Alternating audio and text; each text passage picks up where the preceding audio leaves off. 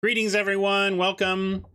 We are gonna take the bold step of attempting to play Magic the Gathering Arena the day after a major update in which Wizards basically said, watch out for bugs, bye!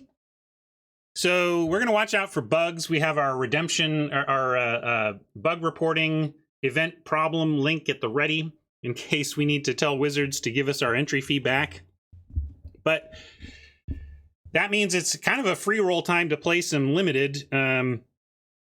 If we run into a bug, we get some free cards and another entry. And, well, unfortunately, a mediocre play experience, which is why you're owed something back if something goes wrong. If you want better than mediocre in your card purchasing experience, though, you're going to check out my sponsor, cardkingdom.com. They are not mediocre. They are stellar on just about every axis that matters. They've got an incredible inventory, best buy prices in the industry, incredibly fast turnaround on getting your order out the door and into the mail. And even their sell prices are excellent as well. And boy, store credit, 30% bonus. Turn your cardboard into credit and take advantage of that incredible inventory. And mainly whatever you do with them, please remember to use my affiliate link. Then your future business with Card Kingdom is associated with them for the couple weeks after you use that link.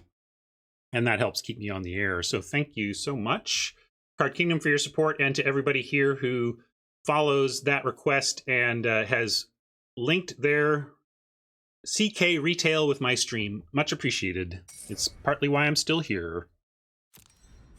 Let's get on it. We chose this because we've spent the last 3 weeks trying these free alternate formats they've been giving us, but I'm feeling a little behind on building our collection. I want to keep getting rares in this format for standard for the next year plus. And so we are going AFR Premier.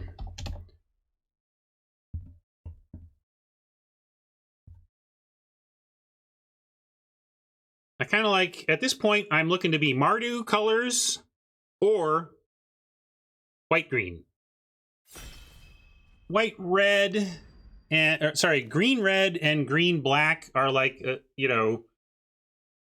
couple steps behind that. But mainly looking Mardu. And we got a Forsworn Paladin. That's where we're going to start. Yeah, I think green-red and green-black are both serviceable. They're just a notch below the Mardu or the green-white. So this is a great start to the classic red-black if we end up there. Reaper's Talisman is strong. We got the Captain, Steadfast Paladin, excellent 2-drop. And the old Death Toucher is risen for me. Just tends to be really annoying. There's a lot of ground game in this format. And this thing says, I'm trading up. I'm trading up. Also works well with the punch spells. So, what do we think is the best card here? Well, like if I had taken something like, we had a Celestial Unicorn, I might even just take a Shepherd to like match it or something, but we should just take the drop. It's not great, but Beholders is, you try not to play it, but you're willing to if you didn't get a lot of interaction and you just need to be able to kill something. But for cutting the color, and also we haven't chosen a second color yet, this makes me want to keep an eye out for white. Because if we get into the black-white lane, you're doing a lot more venturing. So, I see you. Fruit fly. So let's take the drop. Ha! One less fly for the world to deal with. So on that front, we could take the Fang Blade here. Continuing on the venturing. Yeah, I'm kind of not even really seeing the blue dragon. You can do stuff if you're in the blue deck, but you just don't want to be in the blue deck in general. Ghast is great. I mused a couple weeks ago that I think foil shambling ghasts are interesting. Like, this is the kind of thing that you could see end up being a modern staple in 5 years when some busted combo comes out where you're playing this on turn 1 and making endless treasure or whatever. So I feel like, anyway, I did that, and then CK sold out of them. I don't know if anybody you scooped in there on me. I'm gonna take the blade on the stay one color plan. Another drop lets us continue to do that. But we also have another price, and now we've got a Bugbear. Bugbear tempts me into saying, let's, if the table's going to give us red, black, let's do it. But yeah, we could also take the ally and move in towards the white. I mean, we all got You Hear Something. I think if we take a white card, maybe I just want You Hear Something, and we see if we can wheel some allies. They tend, it depends on the table. But it's also hard to take You Hear Something when we can just take a drop, right? And then this is double red. Let's just take a drop. I think this is the grown-up pick given our start. All right. Well, now the grown-up pick is also the sweet pick. We are rewarded with a pick 5 painter. All right.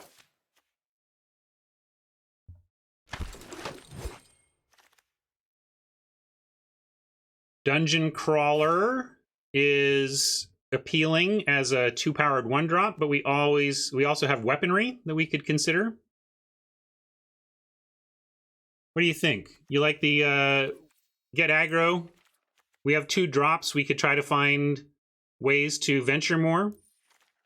But weaponry, I guess we'll take especially weaponry with Kalane. The one reason I was starting to lean Crawler is that this is our first red card. We know we're black now, so we could take the thing we know we're going to play. But I guess the treasure making with Kalane is pretty appealing, so we'll do that. And then we get this hookup. So now we're hoping, boy, if we can wheel some of those prices, the price is right. Oh, Dark Star's in my pod? Yeah. No cheatsies. Take another ghoul.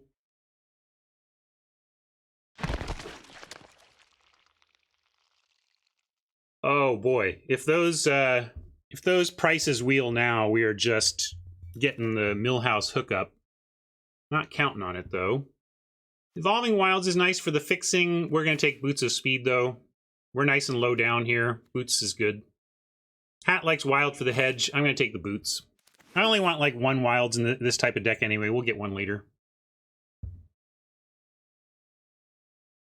Yeah, the Death Toucher should probably not go that late at this point, but looks like green is wide open. We could take a hedge towards that possibility with Circle or Bull Strength. I don't think we'll ever playing Barbarians class, even if we get some dice rolling going. So we could just take this for... and we could just send a pretty... You know, I'm going to just take this and send the green signal. And yes! Oh my goodness, pick 11 price. Pick 11 price. Maybe pick 12 price? Yes! Gang! Gang. Gang. People have forgotten how to play the format, I guess. We can't name it Price is Right. That's too obvious, but we can make a Price is Right joke of some kind. Really weak pack for black. Only black card is Fate's Reversal. Thankfully, we have a Dragon's Fire to make a nice, easy pick for us.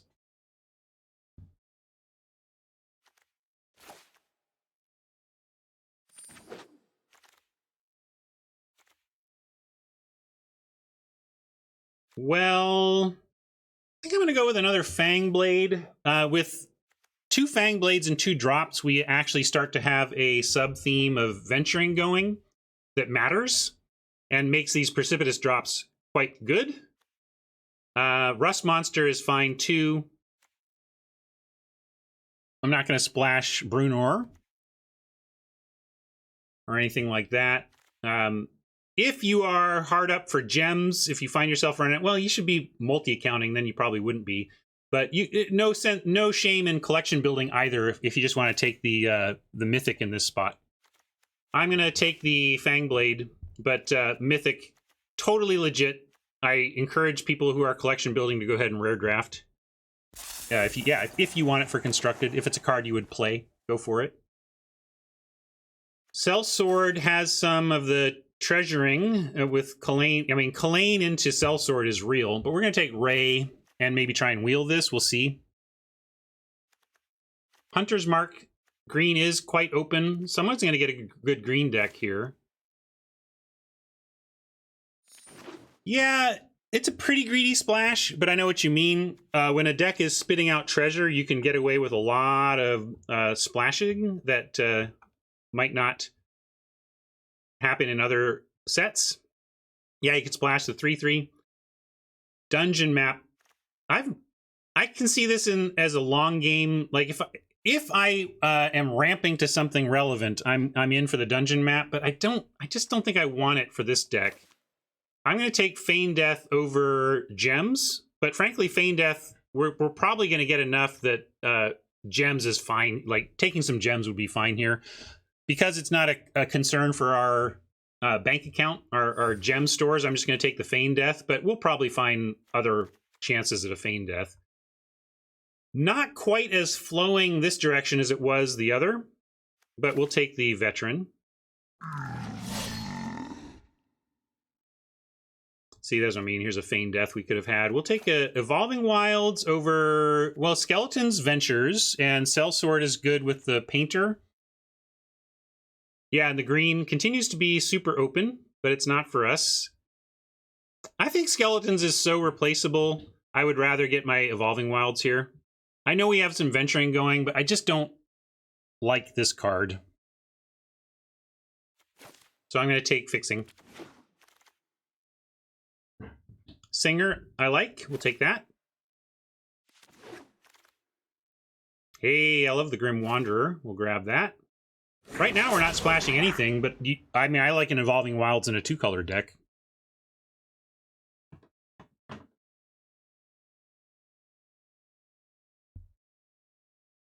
I feel like Fangblade trades up for 3 mana, and the Skelly trades down for, well, it probably trades even at 4 power. But it often trades down at 3 toughness is the thing, right? So it can trade up, but it often trades down, which I don't love. Continue to let the green drafter just suck it all up here, and we'll take a Vault pick.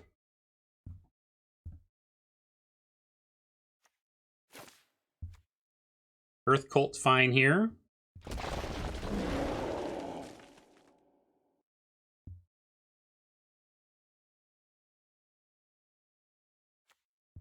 Well, the fact that we can continue to disagree about a format this deep is why we like this game. It's not always clear, which is what keeps it interesting.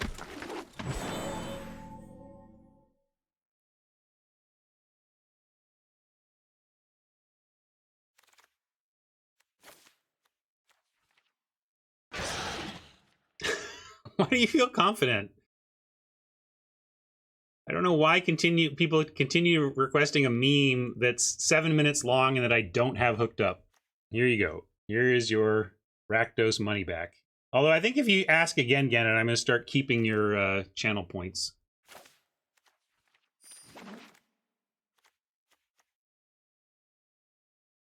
Ranger class, should we splash that?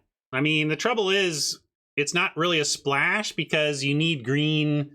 We're talking about doing it with treasure, and this needs 3 separate instances of it. You need at least 2 green, or it's not. You at least got to get to level 2, right? Yeah, but I'm not playing Evolving Wilds because I want to run a forest. I'm playing Evolving Wilds because I like being sure that I cast my red and black spells. Now, I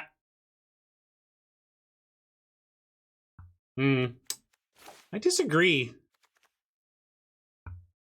I'm so down on splashing these days. If Ranger class was as powerful as it was, now I'm going to do it my way.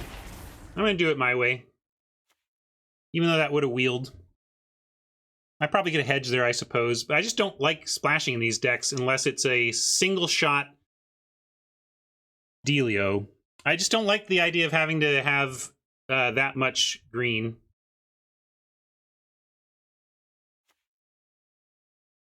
Gobos or Sellsword? This probably wheels. I think we take these Gobos.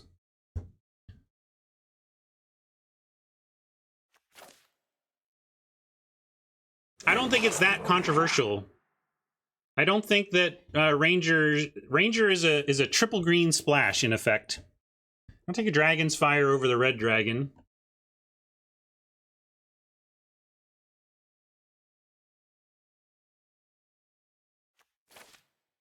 Collection building is not the intent of the... I'm not coming in here to rare draft. I'm saying naturally drafting for winning in a format earns you boosters, which build your collection. I'm not talking about coming in here to rare draft. I'm talking about continuing to play the format so that I naturally build up my collection.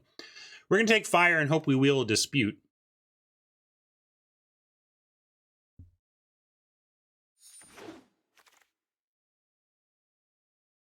And this is interesting. Hexblade, tools, weaponry. Probably weaponry, try to wheel Hexblade.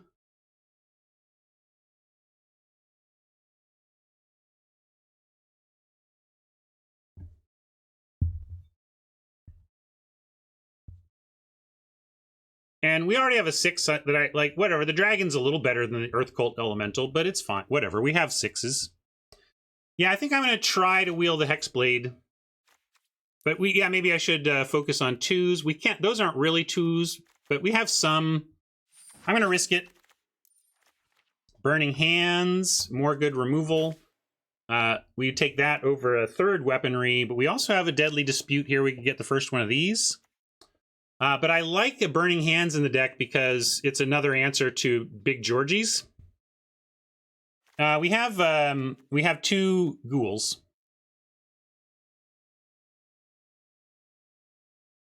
Yeah, I know we have a bunch of removal, but this is... I guess I'll do it because we also have the... we have an answer... We have Price of Loyalty doing the job of answering Georgie.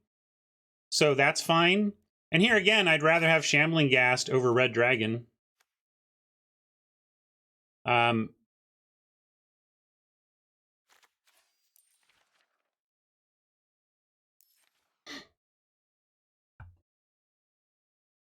I would run a dragon over an Earth Cult Elemental, but I have a 6-drop I'm happy with. I have a 5-drop I'm happy with. I'm going to focus on the low end.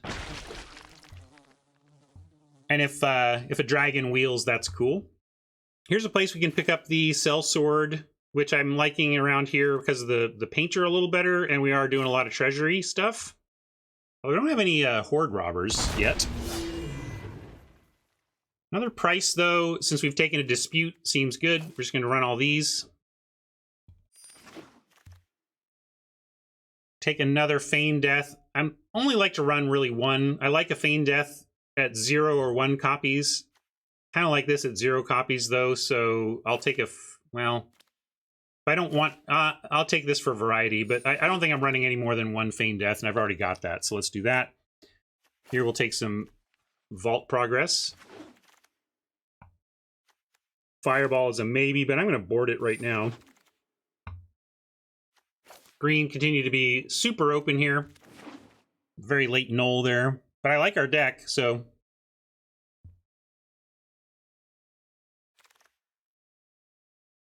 Javelineer, I don't think we're running.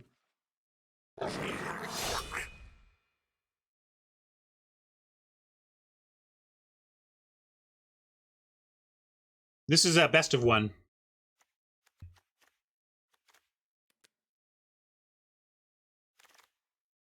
Look at that last pick. Death Toucher. Yeah. Green. How open was green? That being said, I feel like we were ultimately pretty open as well. I got to restart my untapped. Try to get that to work. It feels like our open lane closed a little bit by the end of the draft.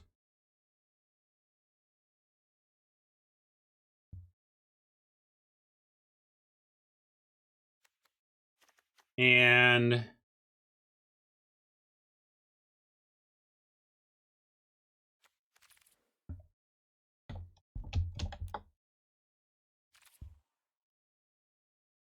you checked on your numbers, Darkstar, and you drafted 5th plus copies and didn't get them?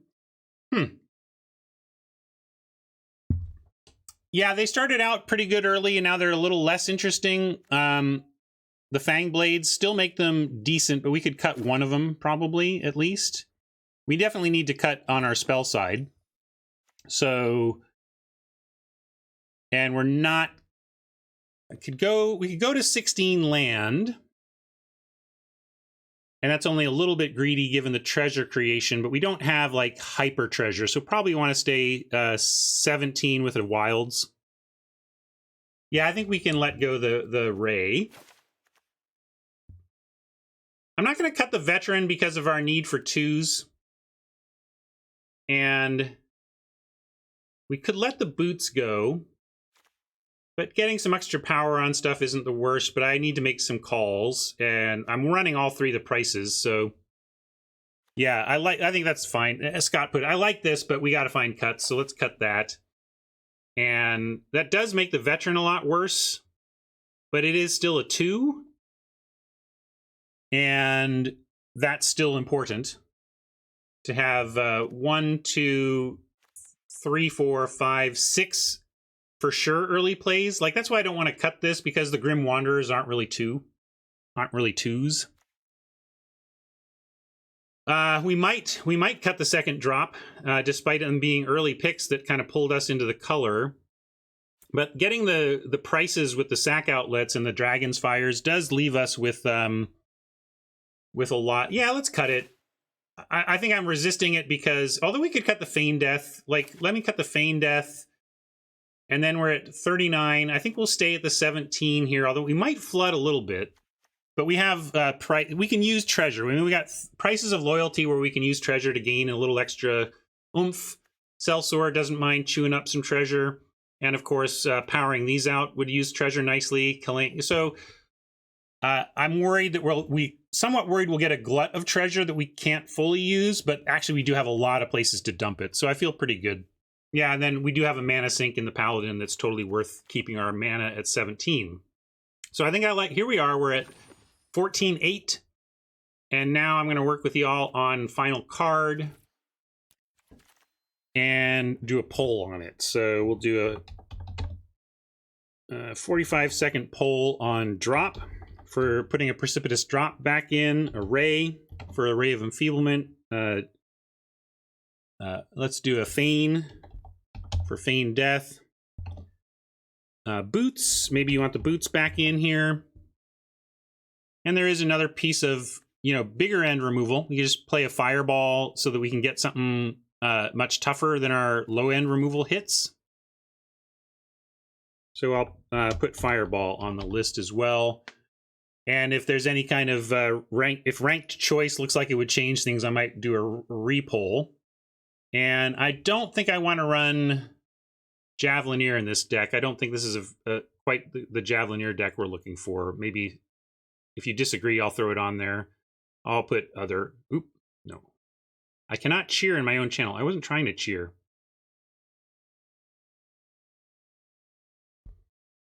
I don't miss the Ranger class at all. Ooh, I almost made a 456-second poll. Let's not do that.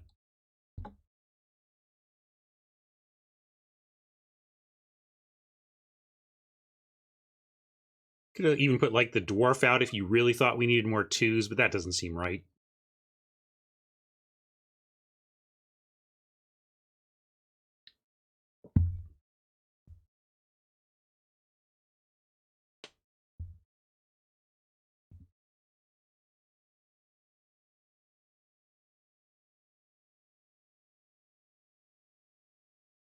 Yeah, if that Ranger class only needed 1 green to get going and then all the level ups were colorless, I would have windmill slammed it. I just don't like... And maybe we have enough treasure to deal with a double green, effectively a double green situation. But Messing up your mana for one card. Oh, I just love the cleanliness of this at this point. Ray it is, then. See if we got any bling redemptions. No?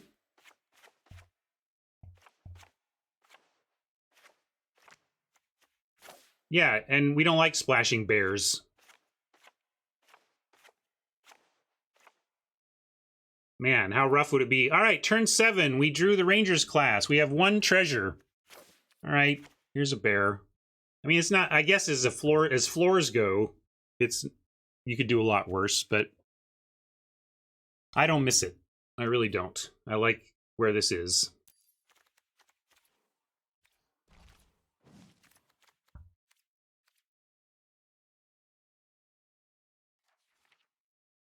Let's do these today. Pokelands.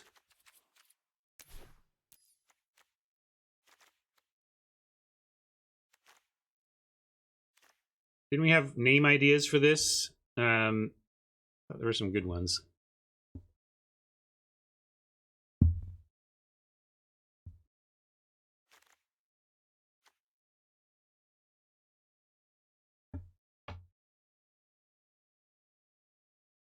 It's fair. I acknowledge that I might be wrong and that Rangers class in this deck would be worth splashing, but we do have a lot of other places to use our treasure, and I like the clean mana for sure. So, not certain I'm correct, but I am certain that we're not talking about huge chunks of win percentage. That's another thing. Whenever a decision is close enough for debate, you're probably not talking about huge numbers of actual win percentage. So keep that in mind.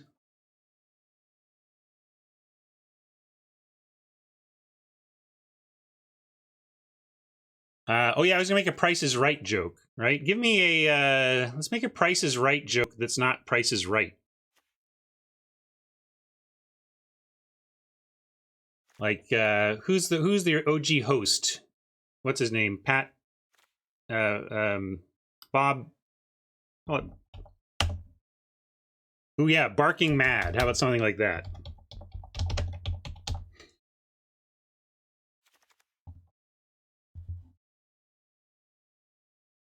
There you go.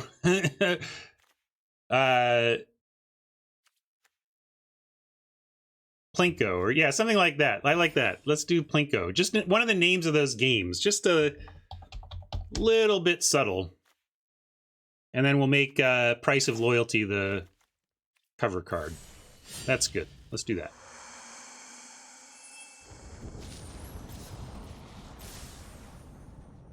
Showcase Showdown would be another good one. Although what I like about Plinko is that a lot of people aren't even going to associate, like they're not going to realize that's a Price of Right game. So it's extra not spoilery, but it's still clever.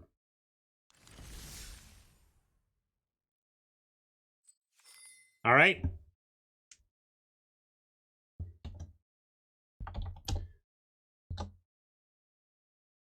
With or without a Rangers class, here we go.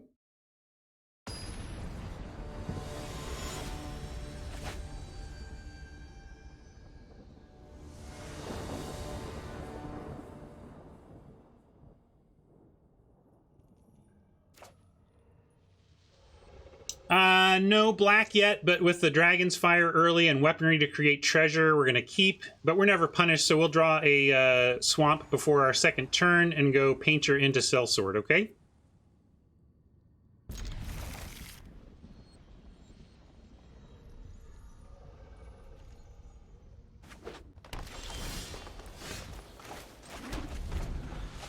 Worst card, worst draw on the deck right there. Well, maybe not worst, because we still need to cast spells. I'm gonna take one from the Death Toucher, see if they play something better to hit for 3, and then we can untap and weaponry the Death Toucher for 2. See? Not fair. Like, this is why I don't like splashing, you know, over splashing, because it's scary. You can really get hosed. And there we go. We have a nice sequence here, though. fire this Shepherd. We'll decline. We don't need to show it.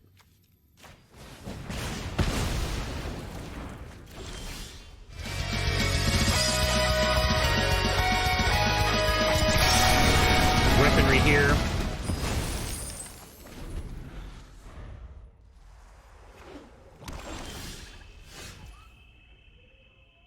So now we get an interesting sequence where we go Painter into Sellsword. That you could do worse here, although Grim Bounty sorcery, right? So yeah, maybe this happens.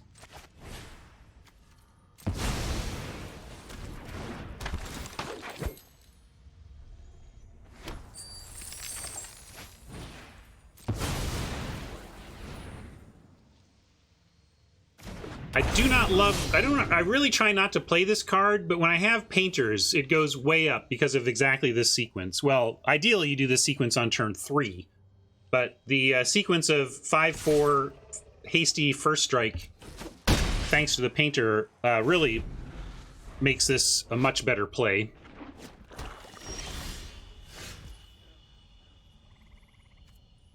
Boo Arns on the mana, but Oppo not doing much, so maybe we still get there? I don't know.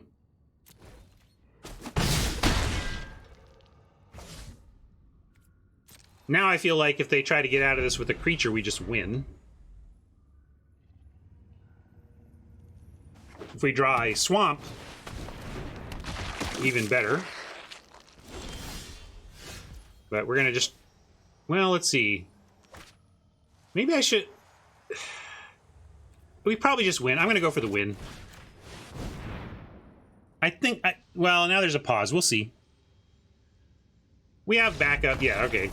Because what I could have done there is improvised weaponry, the 3-2, create treasure, drop a Fang Blade, and then just continue to build our board. But it was, given that we had a backup price, seemed worthwhile to just go for the win.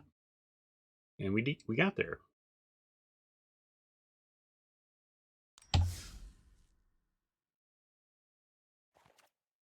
No swamp ever showed up, still got there because we're not being greedy about our splashes, right?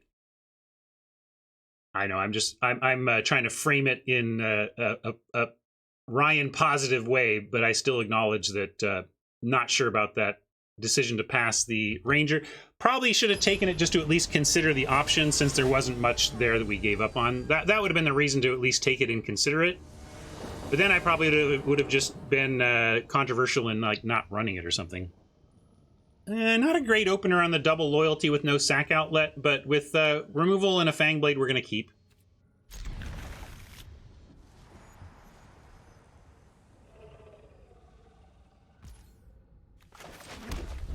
If the Magic Gods want to give us a 2-drop creature that's not a Wanderer, that would be sweet, but I like our hand all right. And getting a sack for the price is nice. We just have to get there. And we'll see about... Let's see if we draw a land.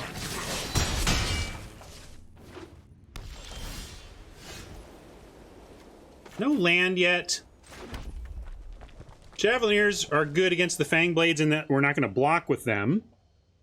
But also, I'm not thinking we're going to really be interested in pricing what they're going to do in the next turn. Like, we could go Weaponry, kill one of these things, and then have this potential 5 mana next turn.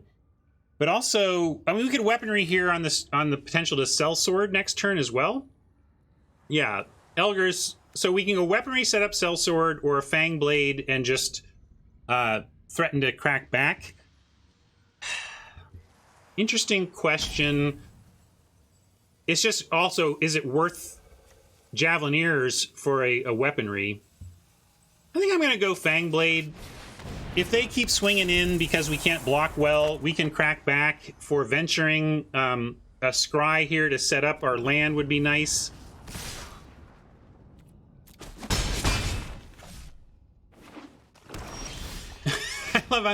I'm talking about not splashing. We're back-to-back Oppos on Tron by turn 3. Basic land Tron.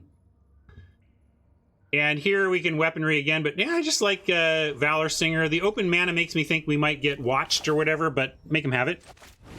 And also Valor Singer survives a Javelineer, so they have to do something else in that case. In fact, boy, do we want to get aggro with our dungeoneering? Probably not. Let's just go Lost Mines. This is fine. I want to draw land. And there's land to draw.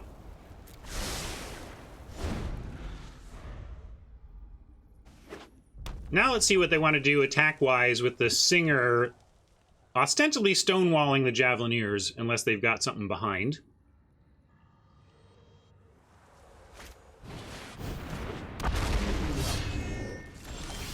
Yeah, so we're going to head towards stealing this and sacking it, so I'm kind of glad we waited, at least on that front. We can drop our own sellsword here.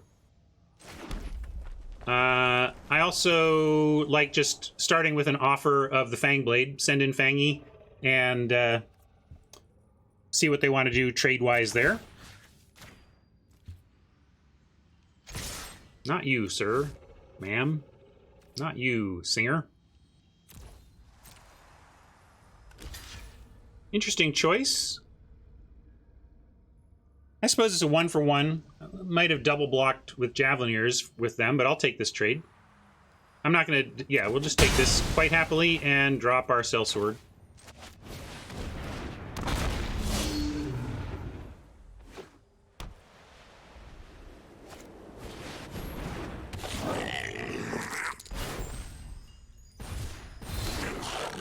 Piling up the gobos over there.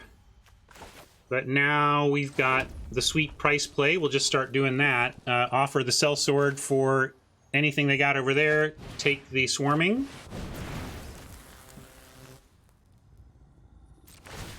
And we'll put the plus on their creature. I wonder if I'm supposed to... If I'm supposed to send everything here, because they got to put 3 on the Valor Singer to trade with it. I think we send it all. Oh, wow. You're just taking all that? Awesome.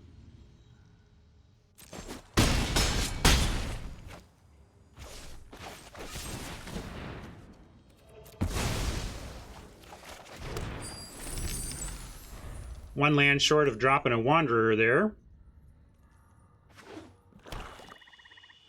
Yeah, Battlecry could explain that. If they drop Battlecry, we could lose out of nowhere. That's fair.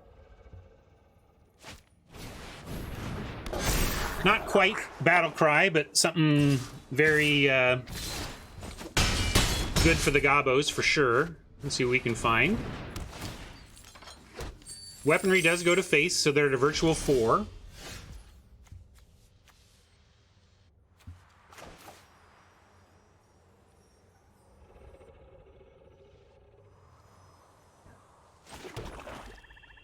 And yeah, we can steal the Lord, and then they have a 1/1 to chump, and they go block the 4, take 4, and we weaponry to face, because we have enough mana for that.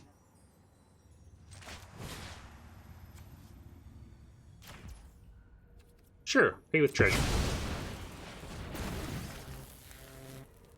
That even makes it so we don't even need to use the weaponry, or we can... There's all roads lead to victory here.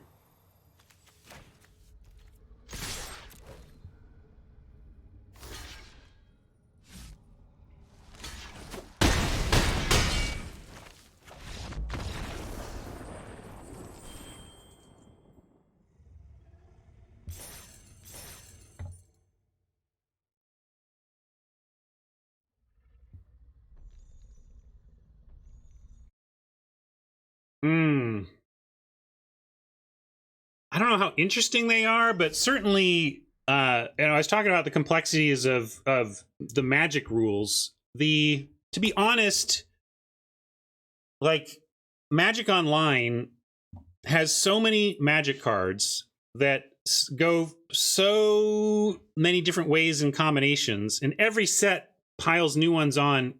It's amazing. Like, we don't know how many broken interactions there are on Magic Online that people just don't play. You know, if a card interaction is broken on Magic Online, but no player ever plays it, is it really a bug, right?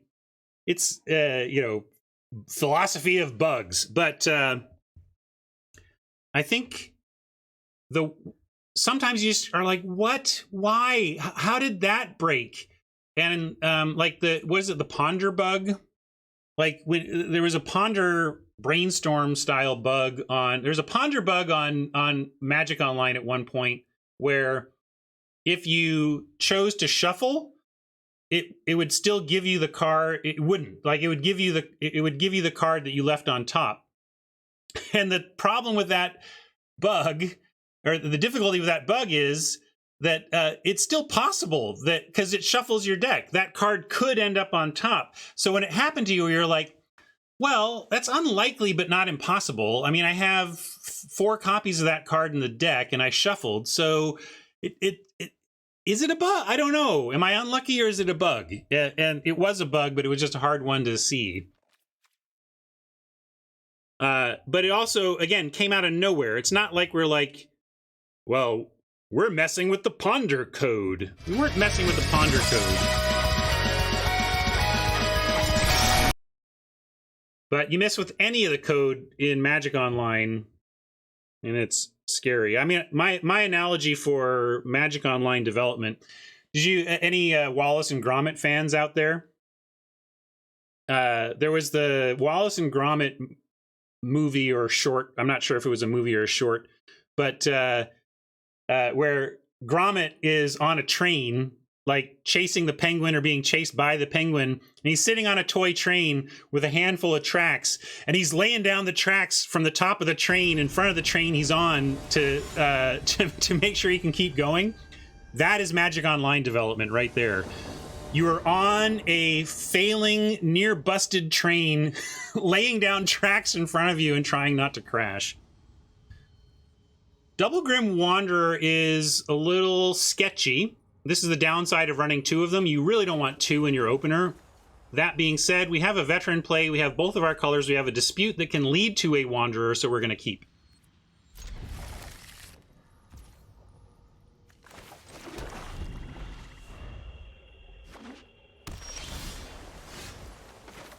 And this is why I wanted to keep the veteran. Look, we have a 2-drop. It is so boring in this deck. It is a 2/2 for 2.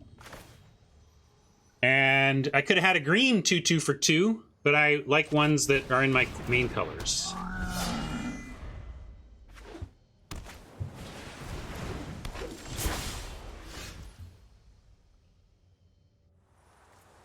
And now we get to offer a trade.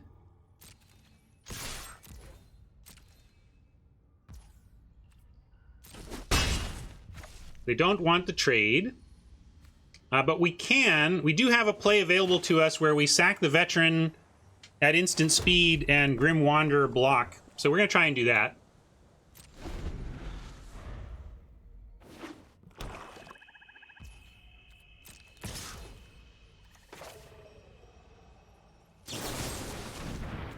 If this gets countered, it's kind of a blowout since we still pay the price of the sacrifice. Yeah, we're going to risk it. We're going to try. Risking it for biscuits.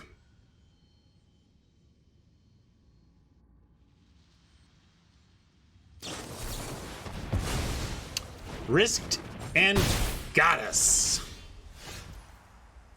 But we get to come back here decently, and we can do all this at the end of their turn. I might take another 2 there.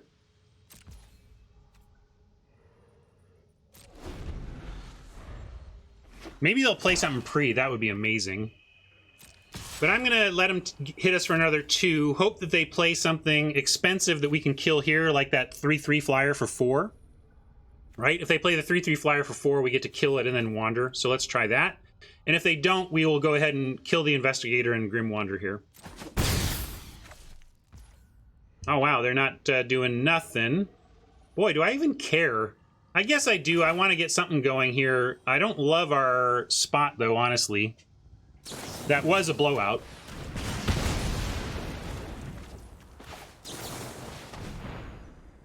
Yeah, it could be more counters, but what are you going to do? You got to make him have it.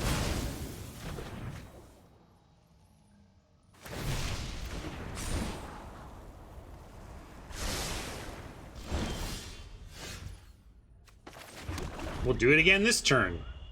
At some point, this is going to work. All right, now they can't counter this.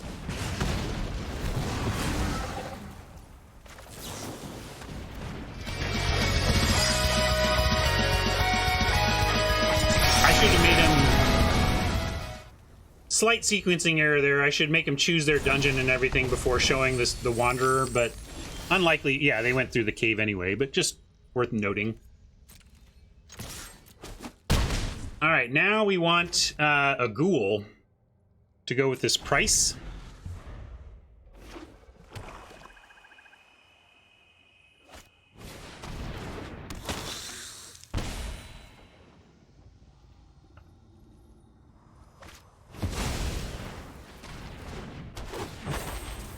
That's kind of a weird comment, D. Let's see. If we send in here, they don't have a single block, and we can Singer to make them double if they want that.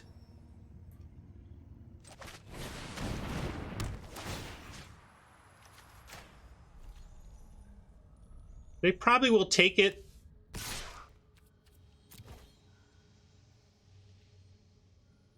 Complementary stereotyping is still stereotyping, is what I'm saying.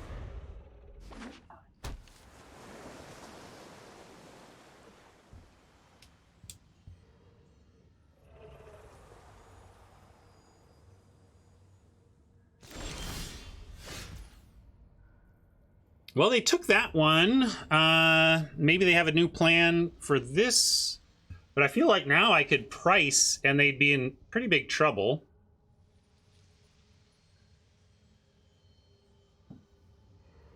I mean, again, D, calling an entire nation smart is still positive stereotyping.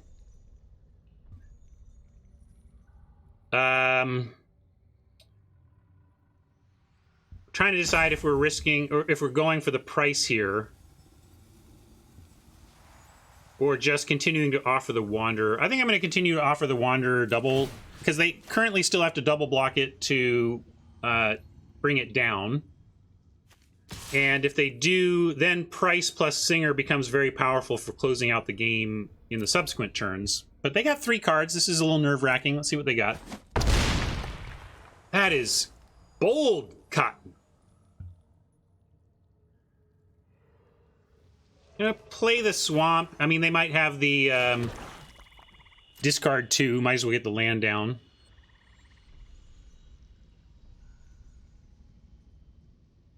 They have a Japanese, or is that China? Yeah, it looks like Japanese, right? But I don't know if they have alt languages. Other, yeah. I was gonna say that looks more Chinese than Japanese. You're right.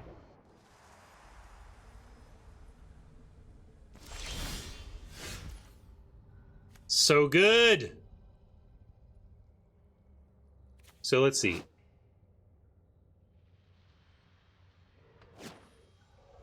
We go... Now this must be... Let's just price and win. Sorry, I'm overthinking. But I drew my cool sweet card.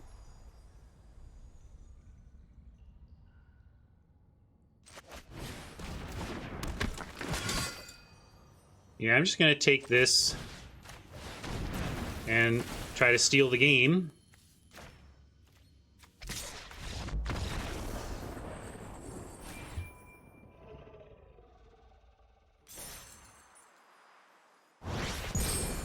So you get nothing. You lose.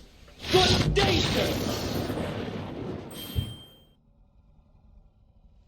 Again, it wants a some fresh memes. Yeah, I'll find one from this set. Let's see. What's the one we never ever see? I also fail to do memes pretty often as well. There's this one. New York City! Get a rope.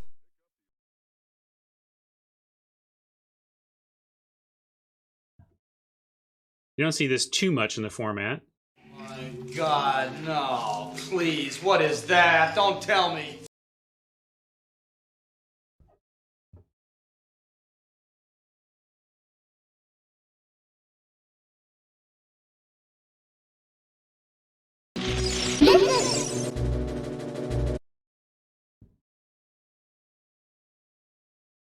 50 feet of rope.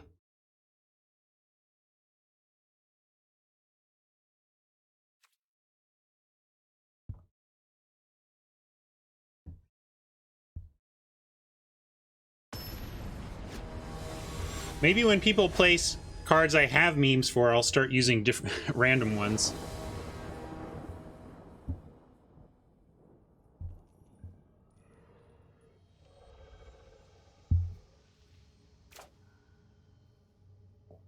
Yeah, we can keep this. We're any land away from Fangblade. We'll find some red and get this all going. I'm gonna keep. Oppo on the play makes this more of a keep. If this was the play, I'd probably still keep because of the Fangblade. Fangblade just makes this a keep for me.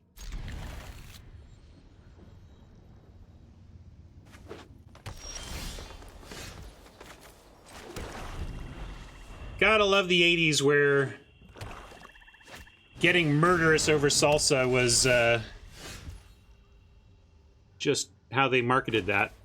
I actually did a thing. I used to write letters to companies pretending I was a weird fan, and then they would send me free stuff.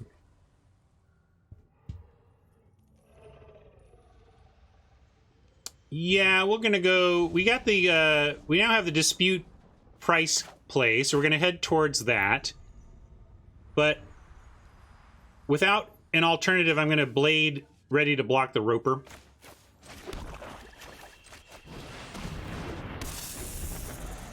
Oh, sorry, I was starting that. I wrote to them. Sorry, and Pace is. I wrote to Pace saying, "I love the Get a Rope commercial.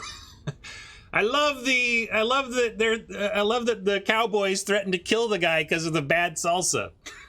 I just thought it was so. I still have those around. I got a file folder somewhere of the responses I got from the various companies.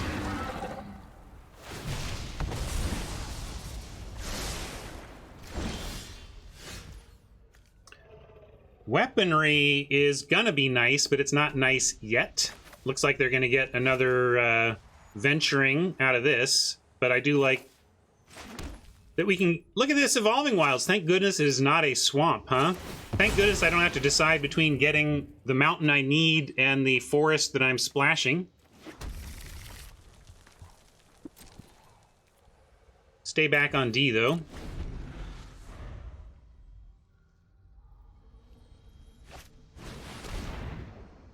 And, I could, of course, Deadly Dispute here, but it takes away our price dispute play. So I think I'm going to let this happen. They'll attack, and if we draw a basic land, we get to price dispute pretty effectively here.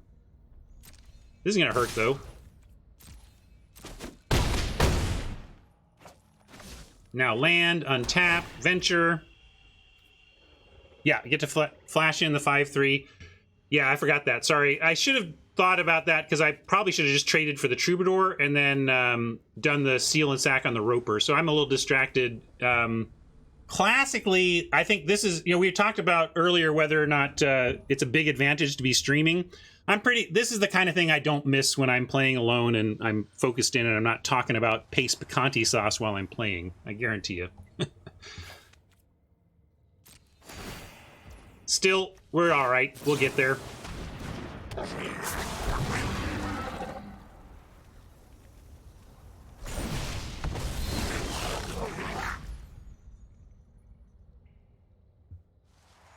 And you know what? I'm gonna play it slow here. We didn't find our 5th land anyway, so I'm gonna weaponry the Troubadour. And now we can sit back on D, trade for the Roper if we need to, and set up for next turn.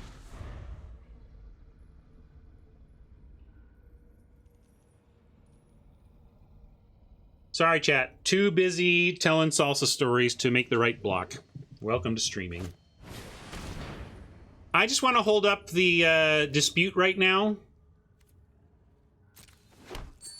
And also, frankly, This is so powerful in play with treasure that what I would like to do is deploy the painter without treasure so that we can use this to +1/+1 other creatures.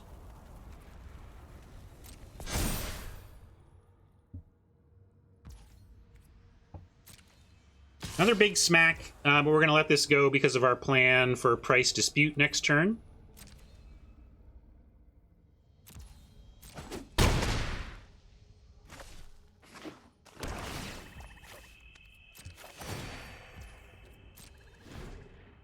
Hopefully still get a basic land so we don't have to use the treasure. It can set up for big painter action later.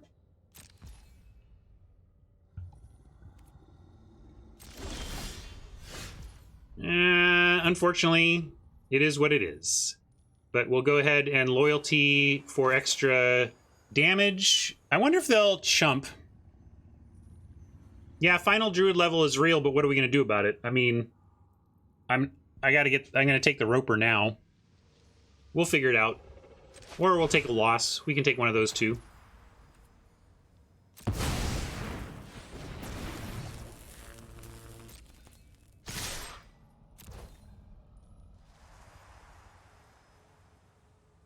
Yeah, too late. I didn't leave back a blocker. That might cost us.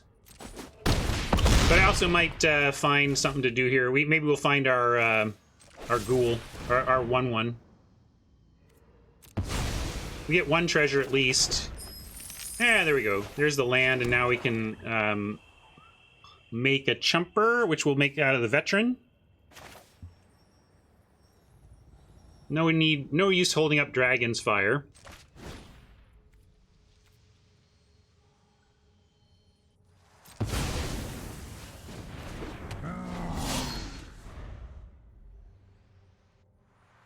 Swarming Gobos hopefully gives us some chumps for this. One of the reasons I don't love Druid class, it's a lot of mana before you've made your land creature, and then it doesn't have trample.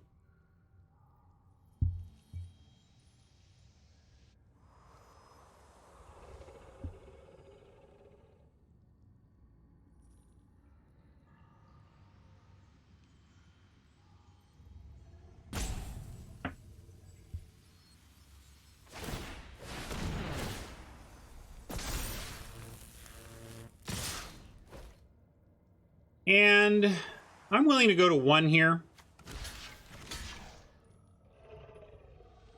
We have chumps coming up we can do. Hopefully we make Swarming Goblin and get 2 tokens there. And we can be cracking back the other way. Oh, there's the ghast I was talking about. And is there an alt play here because of that? We can go Painter, Singer. But I still think we just want to Goblins here and get some chumps going.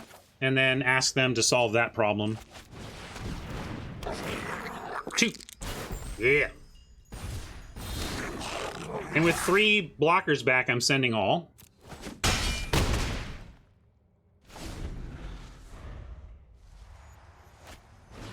Ah, they had the spawn. Good play, Oppo. I don't lose to this thing much, but it was just enough this time.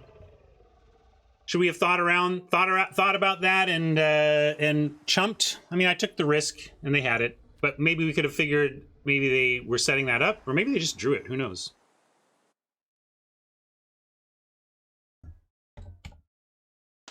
Yeah, I think if I don't screw up that Grim Wanderer play, we probably win that game.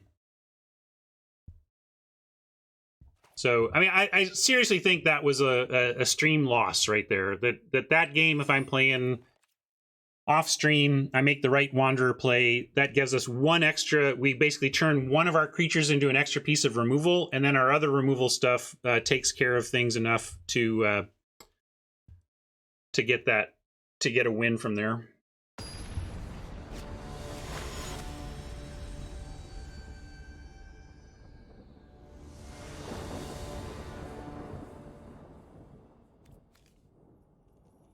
All right.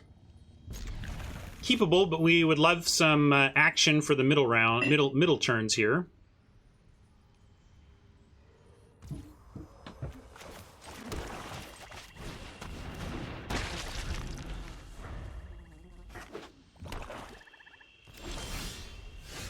Not yet, says the Magic Gods.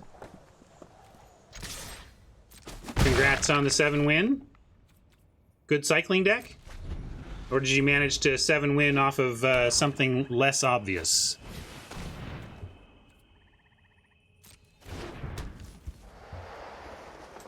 How it goes.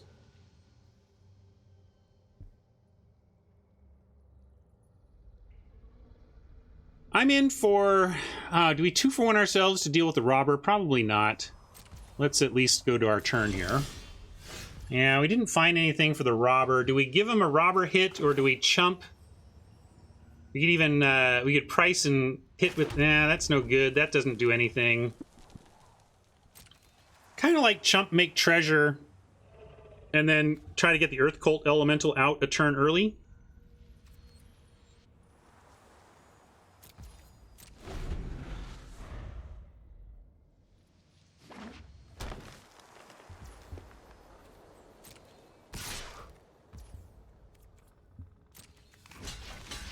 And we could, what I was suggesting, another option here is to deal 1 with the Ghast, -1/-1 for a second, and Feeble for the third to actually kill the robber.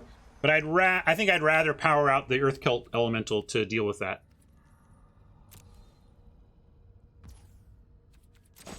Maybe Oppo will play something 1 toughness and we get a freebie off the Feeblement here. Really would love something to do next turn, if the deck is gonna cooperate. Magic Gods, how about something we would like to play on our 4th turn?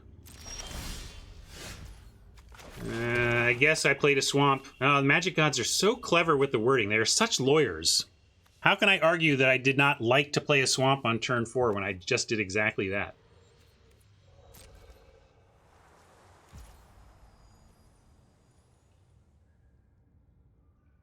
Yeah, I don't know if I wanted to 3-for-1 myself to get an Elemental out, though, Siriana. I'm willing to go turn 5 Earth Cult and call that good enough. I know what you meant.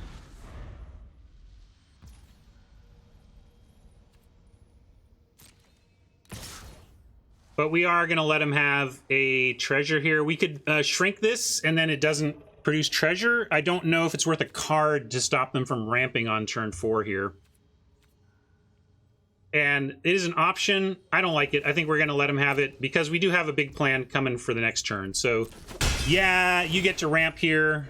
We ramped as well, and we're going to drop a big one. They're playing black, so it might just get picked off with Grim Bounty or whatever, but... Let's see. Second Troubadour we've faced.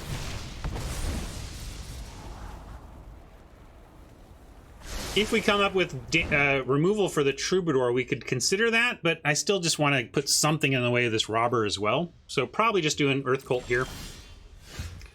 And then we do get an option. It's interesting. I mean, but I think we just let him have another turn of venturing, and then we fire the Troubadour. If they don't have anything for this, it's immediate stabilization. If they kill it, we're probably in trouble. 20! Yeah, I've never got a nat 20 on the Elemental. That'd be sweet. Close? I mean, you know what I mean. It's just a number on a die, but it was close to the number we wanted.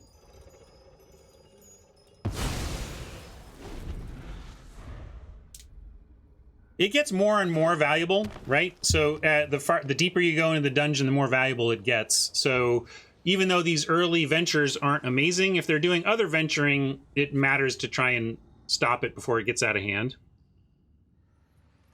Well, they are... all right. I will block.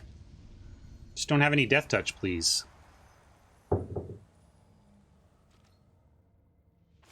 3? Oh, I think you mentioned that, Elgar. That's crazy.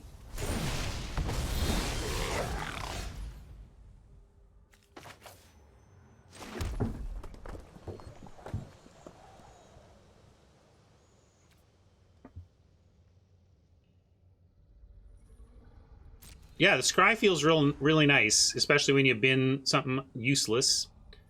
we are going to stay back and hold up fire for the Troubadour, but not use it now, I think. We have fire and feeblement up.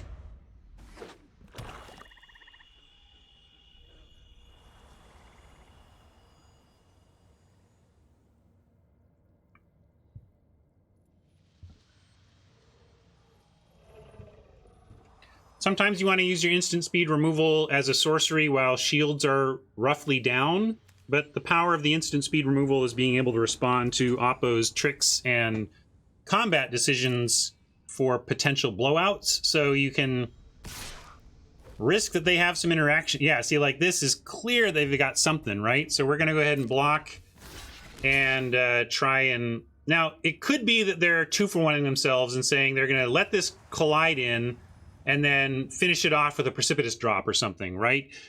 I'm kind of okay with that, but let's start with the block, see what they want to do. If they're just going to let this happen, then we should presume they have some drop coming. And, like, we really should just use the Ray here. Save the Dragon's Fire and use Ray. Because this shrinks it down, it's not going to win the... It's not going to punch for anything, and then we'll eat.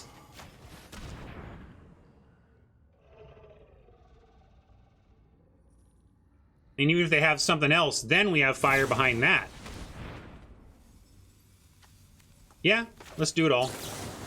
2 for 2, or, you know, 2 for 3 our favor.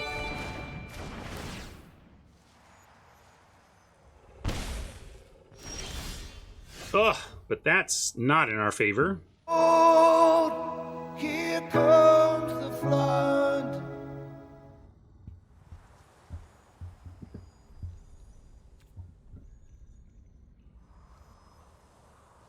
Yeah, I'm gonna just talk that through, Hammer. The downside of swinging is that we open the Robber for combat, connecting in combat, but they're at 6 mana now, so Treasure unlikely to be any kind of difference maker. Let's start putting pressure on them. We win the race if nothing changes, so let's start attacking.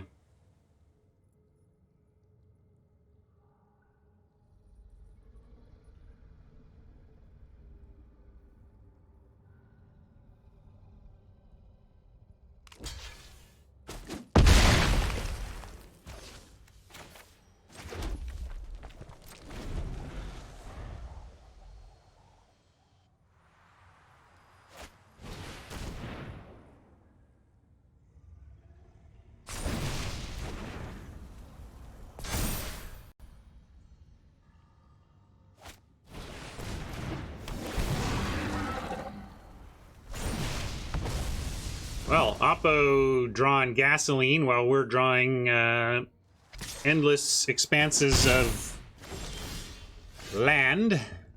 Nice, though. Improvised weaponry. They're going to get 1 good turn off the Troubadour, and then we can kill it. Not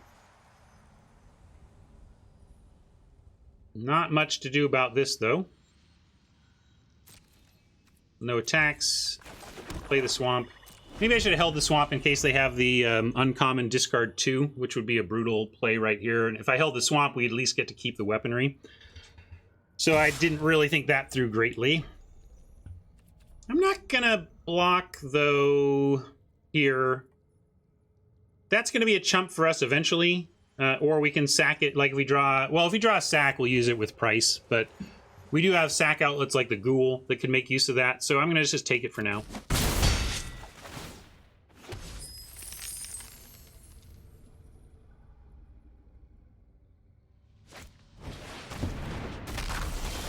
Wow, they're really holding back the... maybe they just want to wait till they get a land. That makes sense. They're like, I'm not going to play this until I can play a land that also gets me the Venture. But here we got the Ghoul I was asking for. We could even do it right now. Can steal a 3/3 and sack it. But... And is that worth doing? Probably. Or we could steal the Death's Whisper. Let's see, if we stole the Death's... Oh, that's kind of interesting. It leaves the nothing for the Troubadour, but one line here is that we could steal the Whisper, attack with it. They bounce block with the 3/3. We sack the Death's Whisper, and we weaponry the 3/3. That's a line. It just leaves us with nothing left to deal with the Troubadour, but maybe that's okay. Mike says we need to keep the weaponry around. I'm just worried about us losing ground to the Whisper.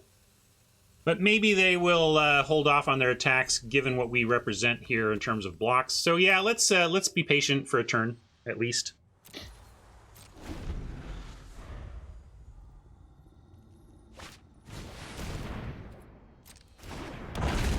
Probably means they found the land. They seem to be waiting till they found the land to run the Troubadour out.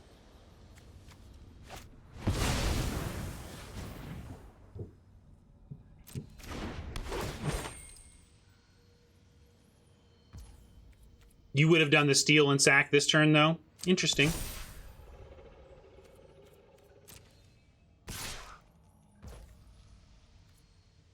I don't know if I care about that either. I think we just let this happen.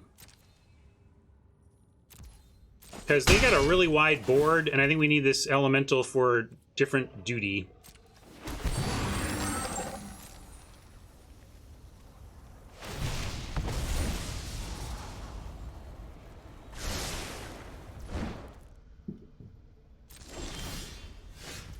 Alright, so now I'm just going to weaponry the Troubadour right out of the gate here. Yeah, also avoiding the morbid triggers is not nothing. And we could price something with treasure now and make it scurry. How about a 4/4 Death's Whisper? And then send in.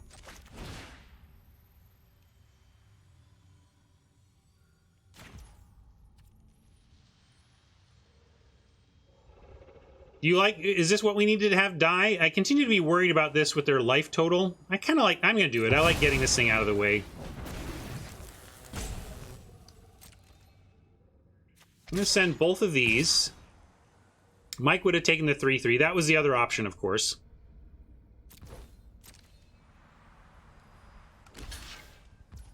And I am willing to do this. Yeah, I should have kept Ghoul back. Now that I think about it, that was a mistake too. Because I can only do this once per turn. So I got to do this.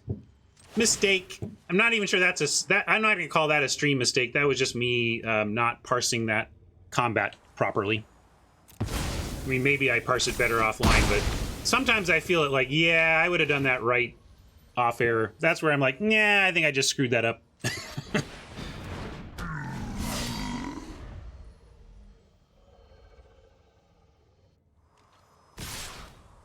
Not a worthless spot here. But I'm going to go... Let's see. If we double block the Boulette, it's a 2-for-1 offer. If we double block the Robber, it's a 1-for-1, but it grows the 3/3. I'm going to go for 1-for-1, grow the 3/3, because we're going to need to draw out of this to win anyway. So let's leave a creature around to work with. And especially that if they have nothing, it's the Veteran that sticks around. That's fairly predictable, but at this point we had to try. Due to my own issues. We will say goodbye to flesh and blood. But let's just say we got flooded. That's what happened that game. We just got flooded in that one. Stupid Magic variants. It is one of the useful things about Mana Screw and Mana Flood, is that it gives players an alternate thing to blame when they lose. I played perfectly. It was just that I flooded. All right, let's come back and win a couple more here in the 2-loss bracket. I like this deck a lot. It's good. Better than how I've been playing it, for sure.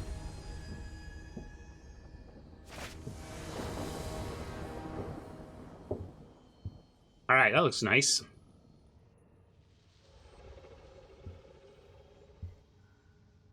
We're going to run the Paladin out, although there's an argument for treating this like a 6-drop or a 4-drop that you play when you can play and activate it, but not going to not. Unless Oppo gives us something to Ray.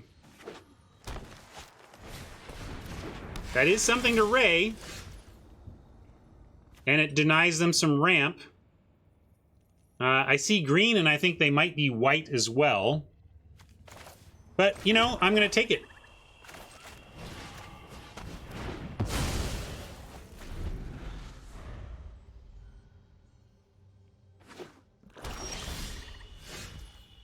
Draw better so that we can win. That sounds like something I'd say to my two-headed giant partner. You didn't like that, Skeeve? I like denying him the ramp, but especially not knowing that the Ray is going to get much better.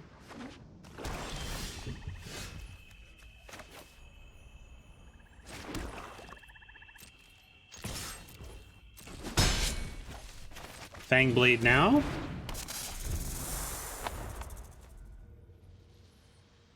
Oppo not doing anything turn 3 seems big. Like they didn't do anything turn 2, turn 3. That's pretty good for us. That less good. But we just send in an offer. No worries. Yeah, doing the treasure thing on Pally is totally legit. I could do that. Let's see, what else are we doing this turn, though?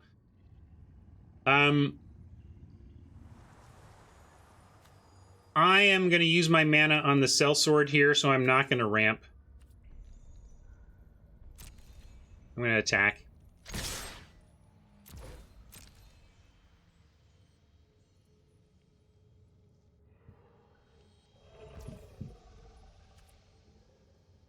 True.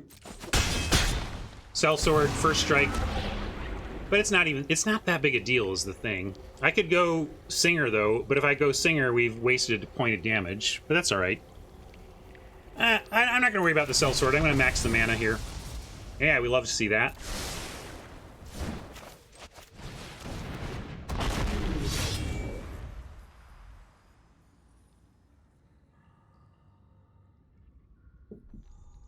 What a game. I mean, we're on turn 4, and there's already been, like, 3 alternative plays that are totally legit that chat has suggested.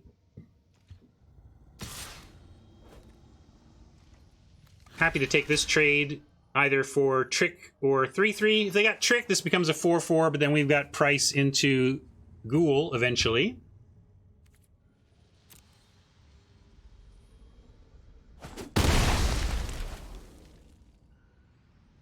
Mike says don't block. I don't know, I like trading off here. Now we can go Ghoul, make treasure. Mike and I not on the same page today. Always scares me.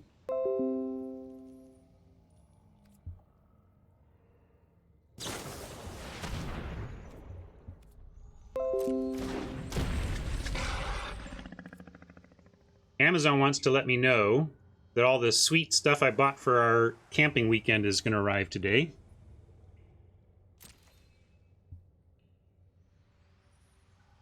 I just feel like we'll get that.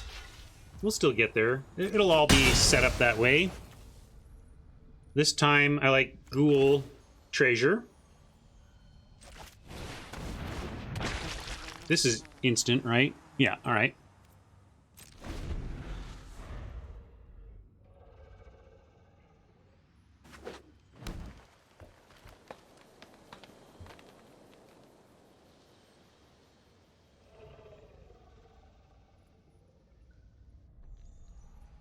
You're behind, Skeeve. You gotta stop trying to calculate what your game would have looked like and join me in mine. Well.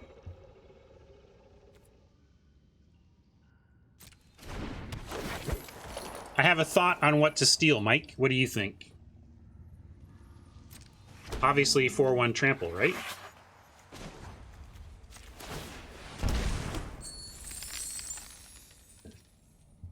Bag it, tag it, sell it to the butcher in the store. Oh, bag it, tag it, sell it to the butcher in the store.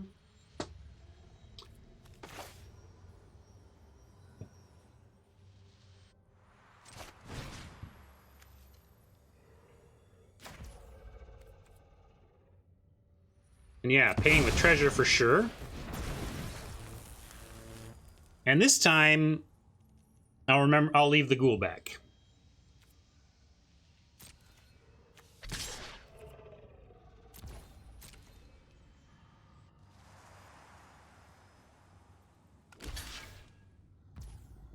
Oh, so sweet.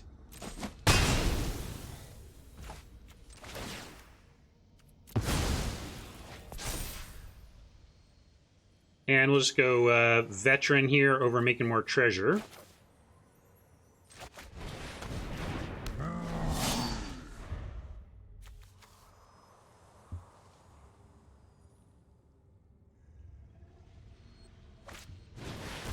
Yeah, I should have sent Pally. Again, not playing great today, sorry.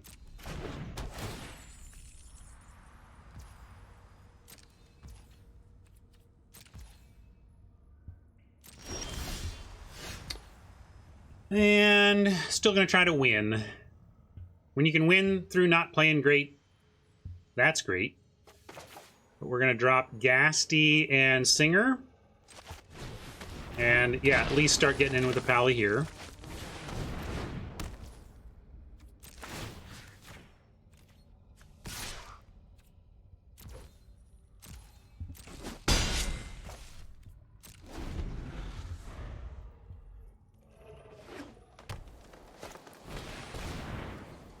As if to haunt us. Can we beat a Rangers class? A Ranger class, I don't know. Maybe this is the deck we passed.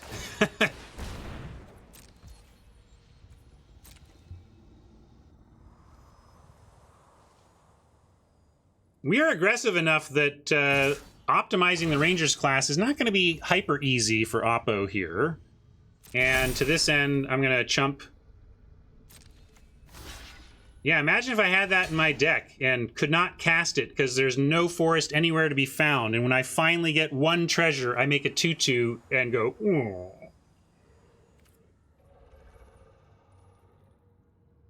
Yeah, we're going to get treasure for sure so we can at least gobbo.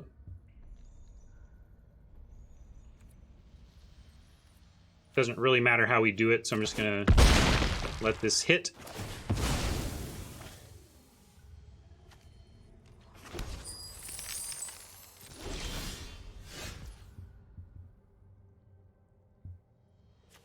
Yeah.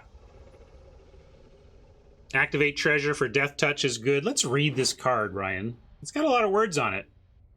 In particular, if we target a creature and use treasure, we give death touch to it. So really, we want to kind of charge in with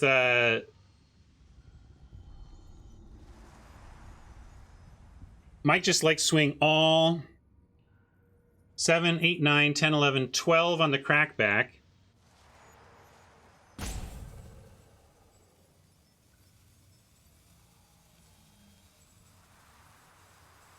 Yeah, it changes day to day, Hat.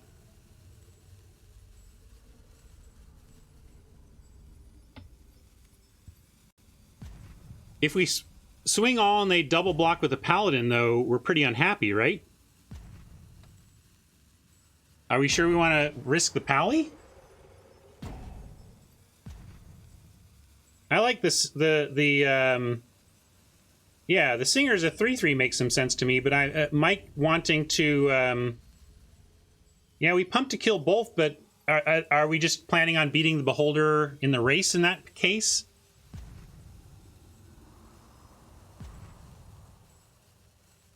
Mike wanting to be hyper aggro here is super interesting to me. But I like this. I'm going to leave my Pally back. This is where I'm disagreeing with Mike again and not feeling great about it, because Mike's a smart cookie. But some chat is on my side on this one. Magic's hard, etc.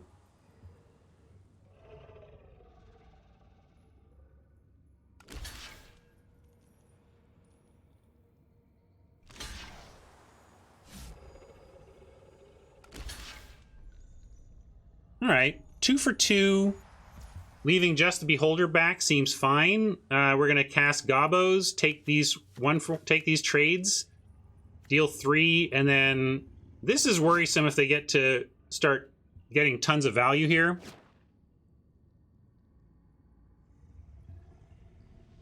The only other thing to do would be to, like, save the Ghoul by sacking the Vet and letting them have the Hunter. But I think the 2 for 2 here is okay. I'm going to let it happen. And then try to get there on Gobos and Paladin. Big! Yeah, love it. Thank you, Magic Gods.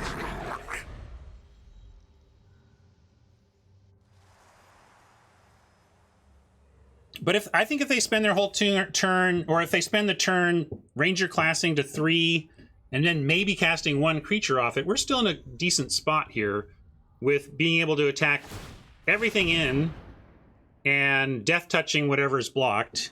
If they come up with a creature here, that's pretty good. If this is all they've got, though, I love our spot.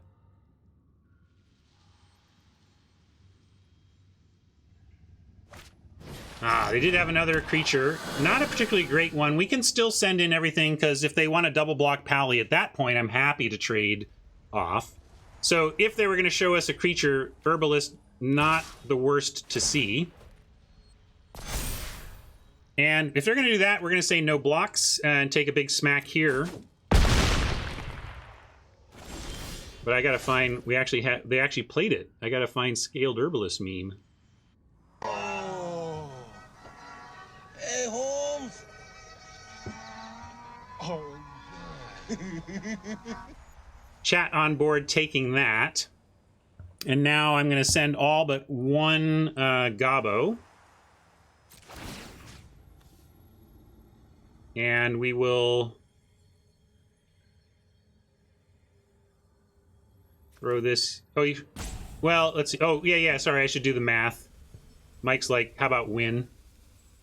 So if they block our biggest, we have 1, 2, 3, 4, 5, 6, 7, 8, 9, 10.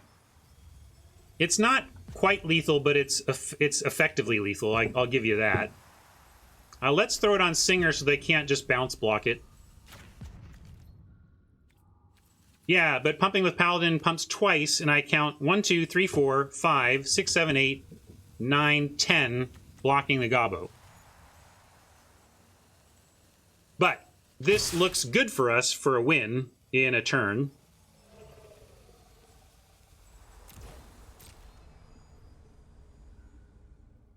I still like it. We can handle 1 more smack here unless they draw perfect. Yeah, they might not even do the math right, and they might give us the win. If they math this out, they'll see that the Swarming Goblin is a must block, but let's make him do it.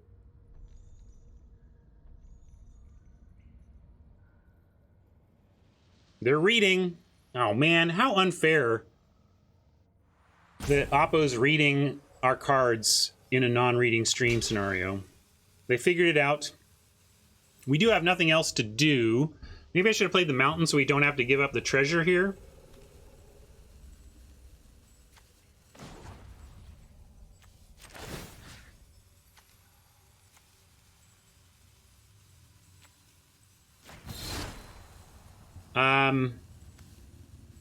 We can just do it once and leave them at 3 and have the treasure.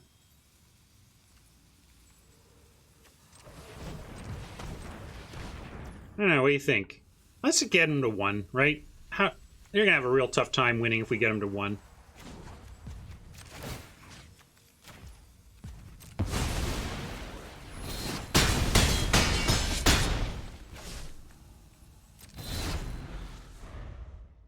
Nine, 10, 11. They're only like 1 pump spell away from killing us on this attack, though. So they could just top deck and win. If that happens, I gotta shrug and tip the cap. Not get too tilty, although I think this is way better than a 3-3 deck. But unless the top of their deck is super helpful, this should be good for us.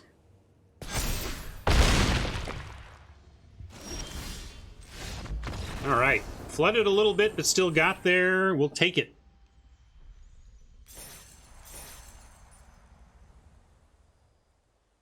If I played imperfectly, I don't remember.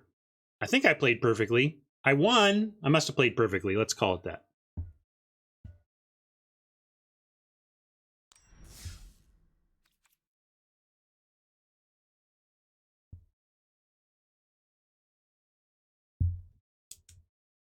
All right, that halfway, that 4 and 2, so nice.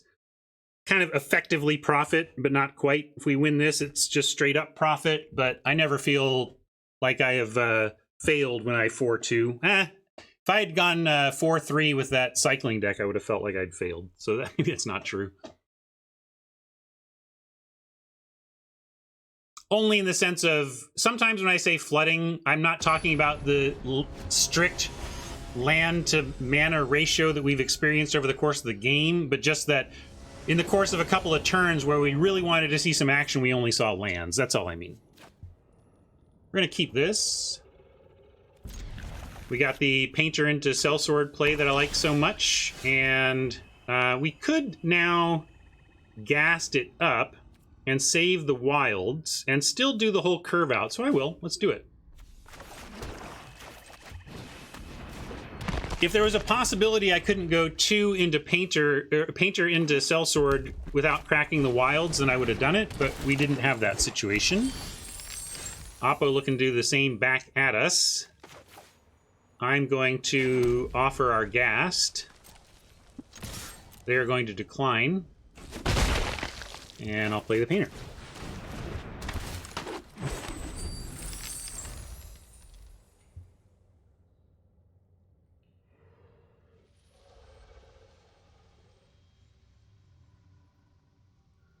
You're flooding if you feel like you're flooding, you know what I mean? Again, also serves the narrative that in a time where I didn't literally, you know... Ooh, sorry, hold on. I was going to go Sellsword play here, but could be worthwhile to get rid of their Painter and create more treasure ahead of our own, like, Gobbo. Like, because this works for each. So, like, we can make a second treasure and actually do something like 6-5 Gobbo. Let's do that.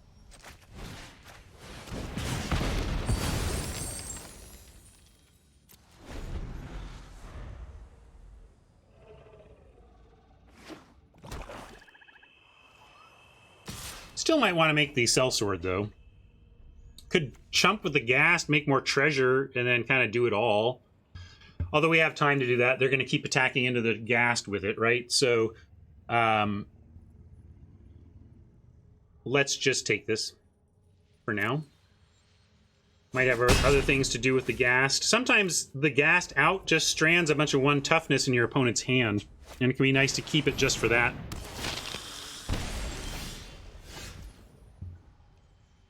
But I suppose what we'll do is Gobbo on 1 treasure so that we can sword on another treasure.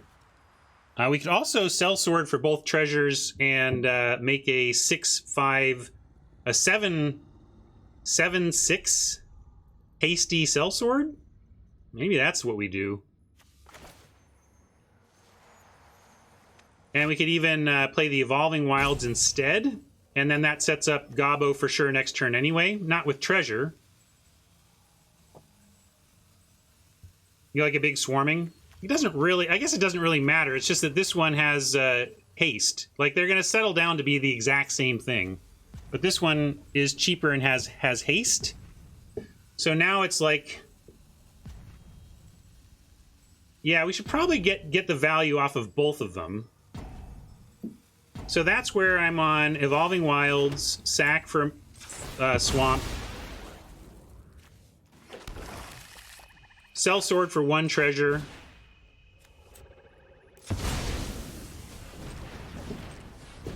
and then have Gobbo with the other treasure, and then we've spread it out nicely.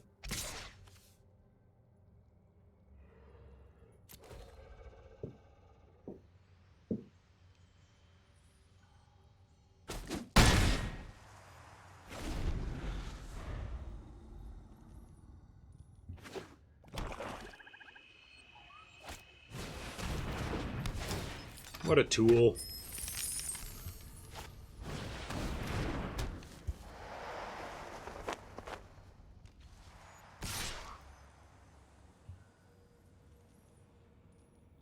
We could make more treasure off the ghast for extra sweet painter stuff, but I'm willing to chump and kill the rogue. That's a fine use of the ghast.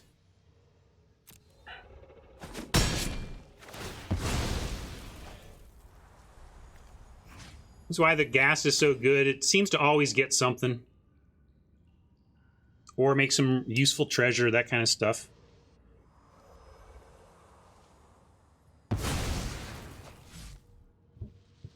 One mana, we saved 3 damage and killed a reasonable creature, so all told, pretty nice. I'm going to send the sellsword here, because if they chump for some reason, we can consider the Wanderer play instead.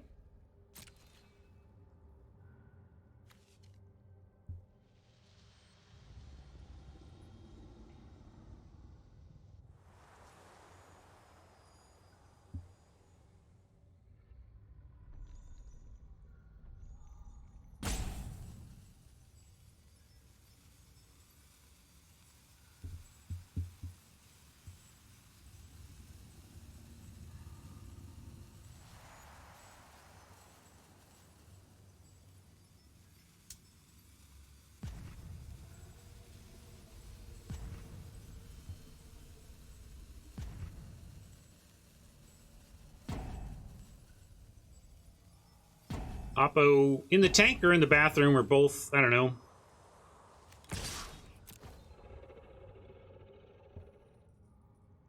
We're both out of hourglasses, though. Warlord, there's a big update that is really messing with some people. I've had chat tell me that I might be lucky in that I'm even able to stream today. Or logging in. We could do a no treasure Gobbo to save treasure for Price or Grim, because Gobbo's already pretty big. Grim's already pretty big. They're both 3 toughness. I'll just stick with the plan and make a bigger Gobbo right now. Then it can block the Hexblade. We've not really rolled low yet. Go ahead and give us a low roll, gods. It's fine. There you go.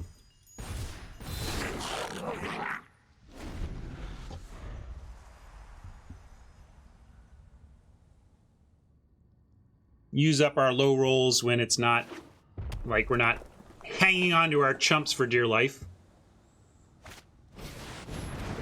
Behold! Hold on. My God, no. Please, what is that? Don't tell me. Now, we don't have a steal and sack, but we sure have a steal and apply pressure. Right? So let's steal the 6/5, swing away, and then drop a Wanderer when they throw stuff under the bus.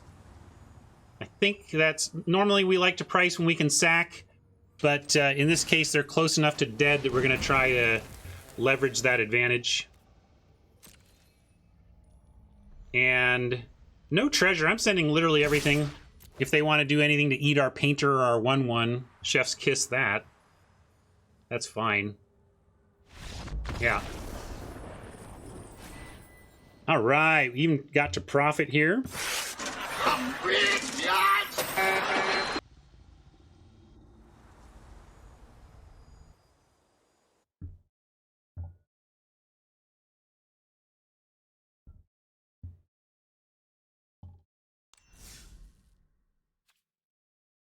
Now we're just trying to push to trophy land.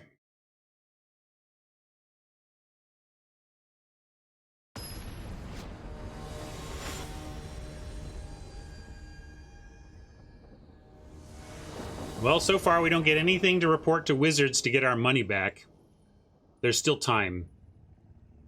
I'm going to keep on the strength of the weaponries and on the strength of a 2 damage spell in the 5/3 bracket, where I'm kind of expecting to see other red-black decks or low-to-the-ground green-white decks. So I like this keep on the draw.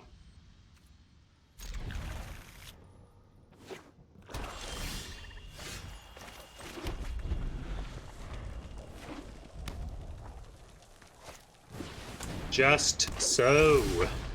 And we found a 2-drop, but now we really need some land off the top. I'd even take an Evolving Wild, so feel free to get me on this one, Magic Gods, and give us an Evolving Wilds. I don't need to block, though, when we have the weaponries, even though this is never going to wear a piece of equipment in this deck. Land, land, land! Okay, thank you, Magic Gods. So kind, so kind. Let's pick off the Fang Blade and crack in.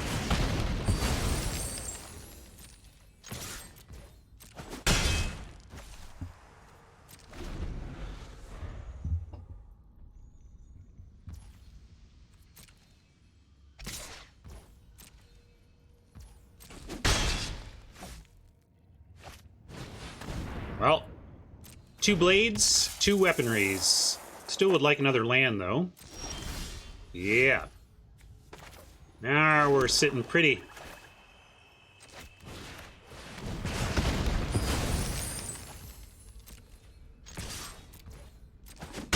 Of course, we have we could have played a Singer here, but we want to power out this Earth Cult on 5. And if we draw land, we even get to save treasure.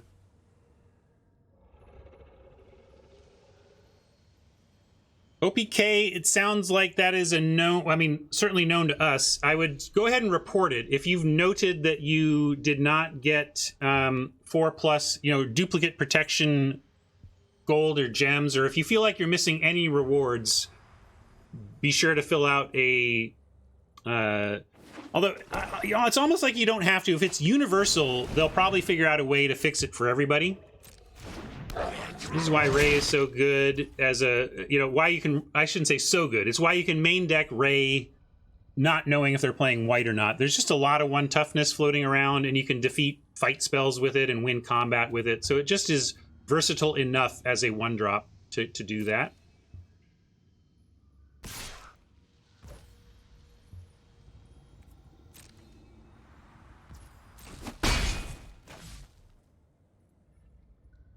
Happy says, I got it. So then, if it's intermittent, you should definitely report it if you're feeling like you've missed on it. Maybe it'll sack. Interesting to note, there was a significant pause there. So Appa's got something. Could be just something like Dragon's Fire that they didn't want to use on a veteran or something. I don't know. Not sure what it is, but we're going to go Earth Cult after combat here. There's that pause again.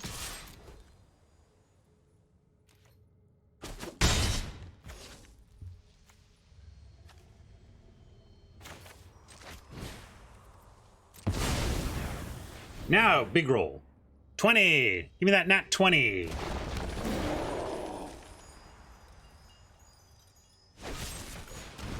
There you go, is a PWK. Another 18 on this.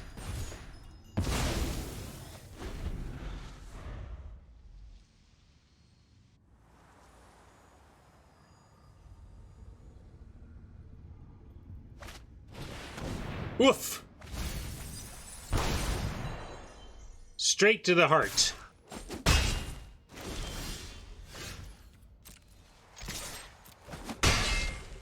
Boy, discard 2 is rough with your last 2 cards, right?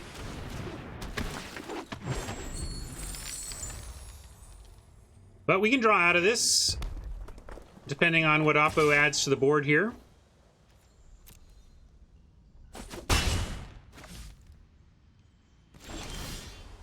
All right, this helps us in the race. We might have to use it on a Hexblade, but we can still win this race with it.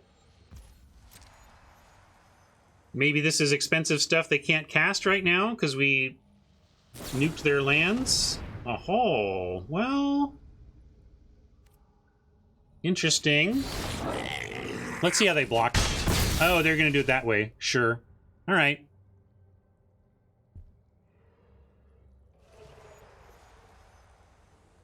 I'll go ahead and try to Dragon's Fire at instant speed here. It might set him up to, like, sack in response or something.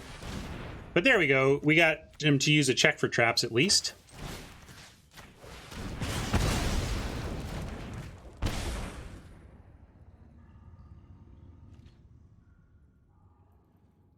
And now if they don't attack here, that's a strong sign for us.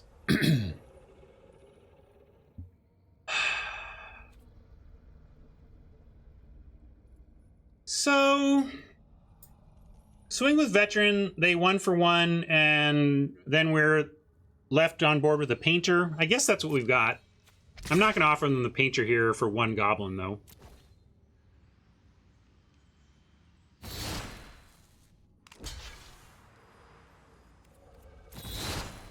Armory veteran trading off for effectively a 3-drop is among the best we could hope for a card that's just in there to be a 2-drop. Both of us flooding a bit, it seems.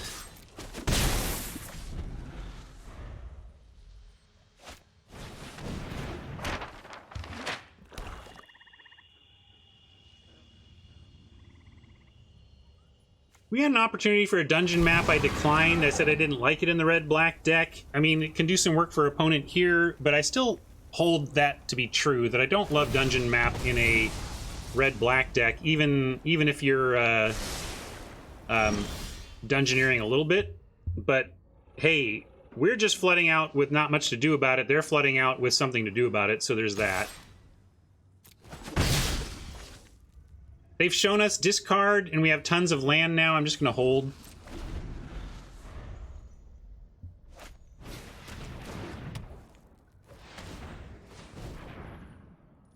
Warlock class, strong card. Really came up on that over the course of the format. The Chapter 3 is really tough to beat if you can get to 7 mana with having done any kind of pressure. Well, some Planeswalker we're going to lose to. My devotion. Fair enough. I mean, I'm not going to be salty. We had a great run, and we're flooding and losing to bombs. So, all right. We will say goodbye to flesh and blood. And we're not dead, right? Got to keep going. Do we send it here, though? What is the point of that? No, we just got to go to face, right? I don't know how... We need some good draws here. Your friend here is only mostly dead. It's too much reading, Mike. Sorry.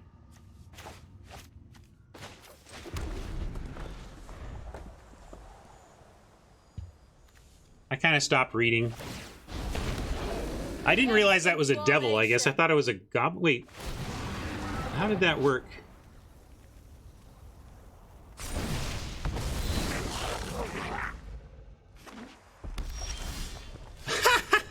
You just gotta laugh at that. Come on. Come on. I'm gonna redo both flood memes.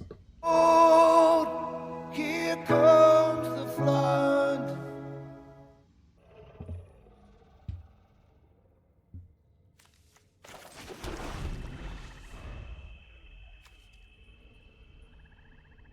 We are donezo now. I guess, let's see, how could we still win this? My army I just don't see it. I mean, I was going to say price of loyalty, but that's the thing. There's nothing here that prices us in a way that's effective. And now they can do enough damage that we get our clocks cleaned. So our only hope now is to treasure steal and hope they do something silly and block.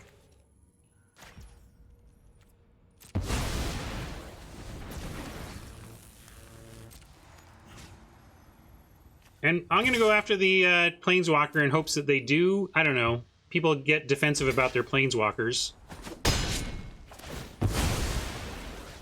All right. See, I think they would have just taken it if they did that.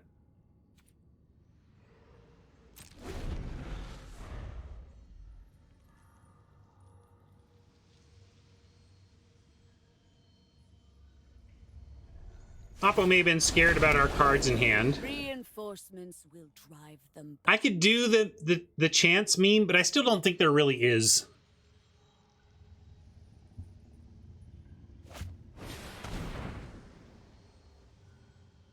I'm gonna play it out just in case, but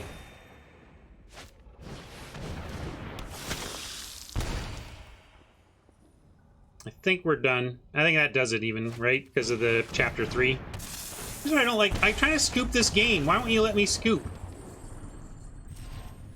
Seriously. It, like, takes away my gear.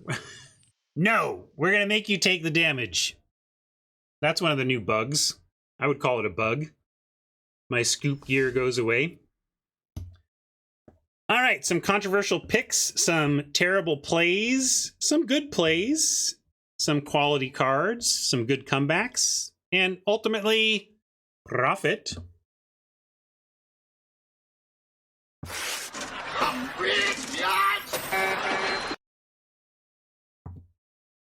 We'll take it. All good.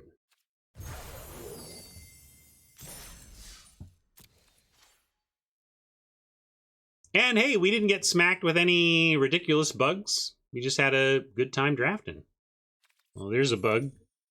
I did not win 8 times today. I only won 5 times today, but my 3 from yesterday lingered. Yeah, I know, Mike, but I'm mad that they took away my ability to circumvent the animation wait.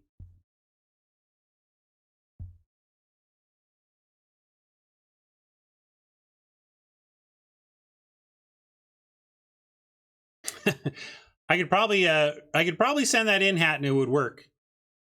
Dear Watsy, you just released a new patch, and a deck that was much better than that failed to win as much as I think it should.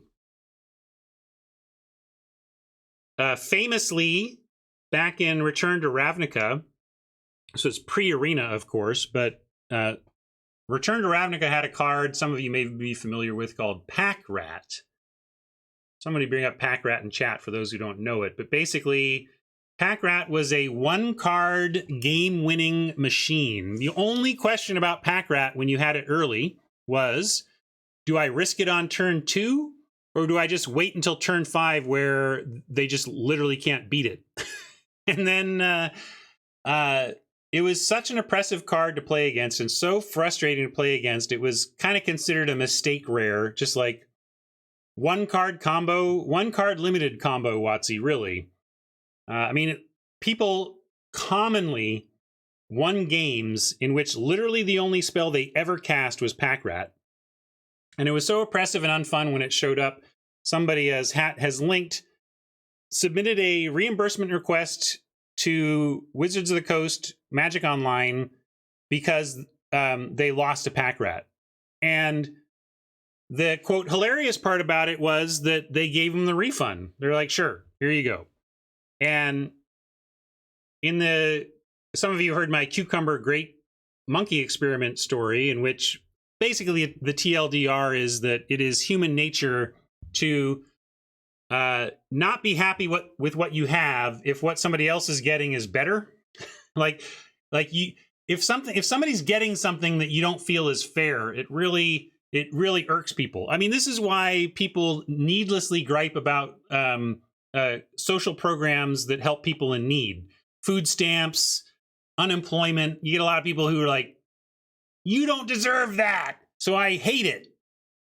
And anyway, so this person posts that they successfully got a reimbursement from Wizards for complaining about Pack Rat, and there was a large community response of, you don't deserve that. I hate that you got, like, that's not fair, Wizards. That's stupid. Wizards is dumb. Why are they giving reimbursements for cards existing, right? And the answer is because it's good customer service. Now, because that is a customer who took the time to write to you and say, I didn't have fun today. Now, maybe it wasn't because of a Magic Online bug, but they're really pissed and they write in to say, I'm an unhappy customer. What are you going to do about it?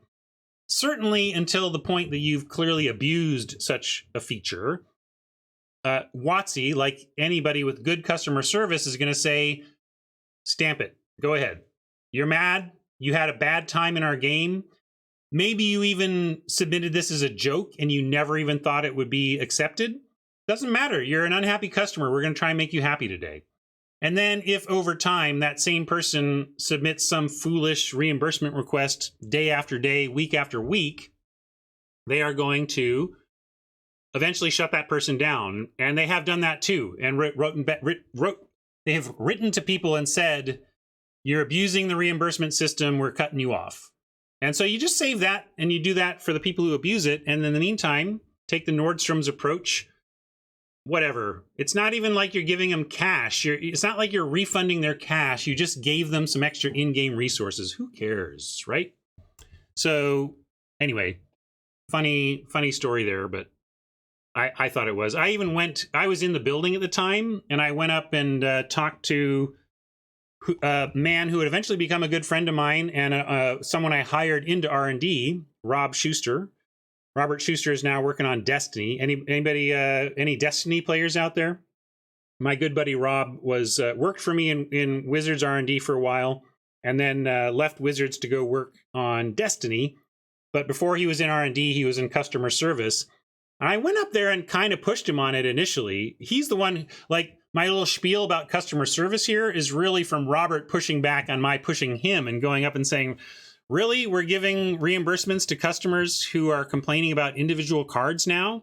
And he kind of schooled me and was like, yes, sir, we are. You want to bring it? I'll tell you exactly why. And he schooled me, and I'm like, you're right. I'm sorry. I'm glad I know this now. Thank you. So, little side story there. I'm going to say goodbye to YouTube friends, though, before I continue to blah too much. Here, I'll give YouTube our fresh blah. Oh my God. Blah, blah, blah. Oh my God. Blah, blah, blah. Blah, blah, blah. Blah, blah, blah. Oh my God. Operation blah, blah, blah. Thanks to Hat for that one. And thanks to YouTube friends for hanging out. Hope you had fun with that. I did. We crashed and burned at the end there, but not until we got profit. Pretty cool. See ya.